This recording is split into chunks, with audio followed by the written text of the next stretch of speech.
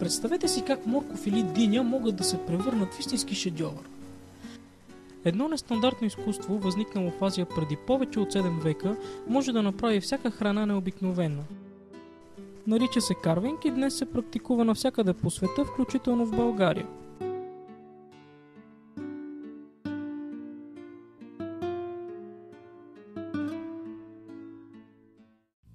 Георги по професия е готвач. През 2004 за първи път вижда какво е карвинг в интернет.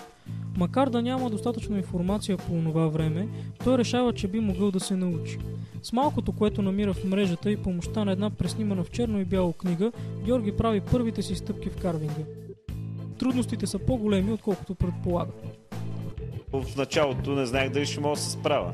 Беше много трудно, обаче малко по малко се усъвършенства, като опознаеш техниката, на проба грешка и се получават нещата. Сам се стараеш да постигнеш нещо, просто гледаш примерно на тази розичка и мислиш как може да я направиш. Ти не знаеш, просто мислиш, пробваш, не става, пробваш, не става и така. И в един момент малко се разочароваш, захвърляш всичко, почиваш малко и така, докато постигнеш. Просто стигаш, фащаш едно нещо, примерно на тая птичка, стигаш, тя не става, главичката я резваш, оттърваш ножа, пада и викаш, това нещо не може да стане. Ядосва се, викаш, няма повече да се занимавам с това. На другия ден обаче тота чоплите така отвътре и искате се да пробваш. Пробваш и то се получи. Примерно не толкова добре, следващия път вече знаеш откъде да почнеш, се получава. Пробвах и в един момент се оказа, че ми се отдава. Почнах с по-големи фигури, композиции и сам напреднах.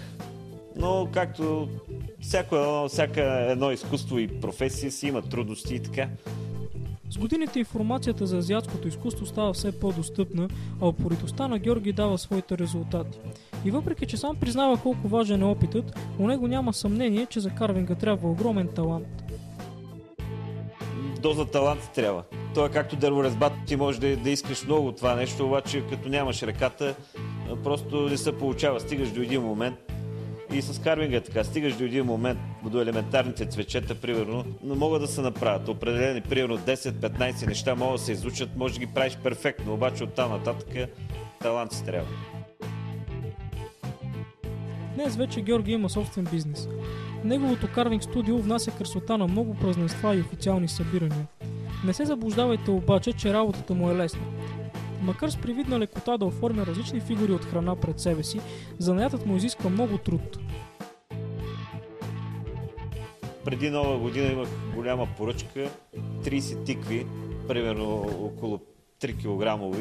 Идеята беше да има на голямо новогодишно парти на много известна фирма и на всяка маса трябваше да присъства по една такава тиква. И отделно към нея имаше такива розички, които украсяваха платата и така нататък.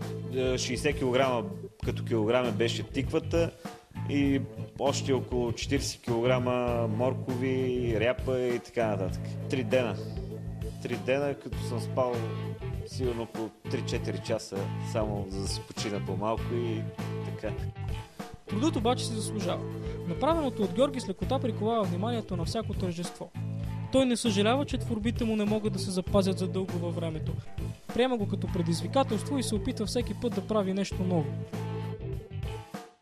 Ако се съхранява в хладилник, може да до една седмица може да изкара. Обаче, примерно така изложено на маса, примерно на някакво мероприятие, на кетеринг, издържа примерно 6-7 часа, може да стои и повече, може да стои свежо. То се пръска с ни пулверизатори. Нали, то си е развито като индустрия. Не мислете, че всеки плът или зеленчук се подава на подобна обработка. Ето какво трябва да знаете, ако решите да се занимавате с карвинг. Трябва да е с твърда структура и да не е много влакнес. Примерно ряпата могат да се правят по-прости. Рози не може да се правят детайли, примерно, защото има много влакна. И те са твърди, трудно се прерязват, обмекват и така, не може сложни форми да се правят. Но тук в нашия регион най-популярно е от тиква стават най-хубавите и красиви неща. С тиква и диня, защото там се работи с 3 цвята. Зелен, като е обелиш бял и червения. Много красиво става. Георги не рисува върху бяло платно и не кове с длето върху камък. неговото изкуство е различно. Няма да видите направеното от него в музей или галерия.